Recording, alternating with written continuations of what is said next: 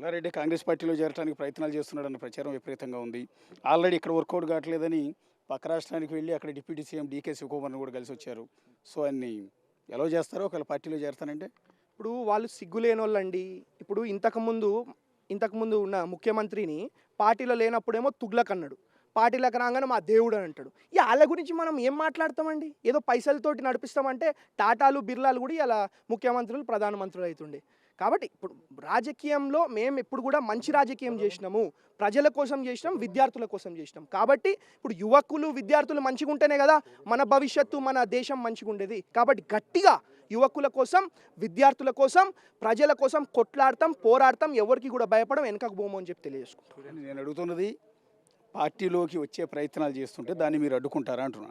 అరే డెఫినెట్గా అండి. ఇప్పుడు ఆల్రెడీ మైనంపల్లి హనుమంతరావు గారు చెప్పడం జరిగింది. నీకు పార్టీలోకి రావాలని ఉంటే నువ్వు ఏదైతే అక్రమంగా సంపాదించినావో, ఏదైతే ల్యాండ్లు కబ్జా చేసినావో ఇవన్నీ కూడా ప్రజలకు హ్యాండ్ ఓవర్ చేయి, ప్రభుత్వానికి హ్యాండ్ ఓవర్ చేయి, అప్పుడు మేమే వెల్కమ్ చేస్తామని చెప్పి మైనంపల్లి హనుమంతరావు గారు చెప్పడం జరిగింది. అది మీకు తెలుసు. కాబట్టి ఇప్పుడు మీరు చూసారు గుండాలు కాదండి, ఇప్పుడు మల్లారెడ్డి స్టూడెంట్స్ ఇప్పుడు మా ఇంటికి వచ్చినారు. అంటే వాళ్ళ ఇల్లే ఇది, మా ఇల్లు అంటే ఇప్పుడు మా ప్రజల ఇల్లు. కాబట్టి వాళ్ళ ఇంటికి వాళ్ళు వచ్చినారు, తప్పేముందండి? వాళ్ళు వచ్చి మమ్మల్ని అడిగినప్పుడు బరాబర్ వస్తాం. ప్రజల కోసం కొట్లాడేటోళ్ళం, ప్రజల గొంతుక మేము. We are the lawmakers. ఎక్కడైనా తప్పు జరుగుతుంటే రెగ్యులేటరీ బాడీనైనా క్వశ్చన్ చేస్తాం, కాలేజ్ యూనివర్సిటీలైనా క్వశ్చన్ చేస్తాం, తప్పేముందండి?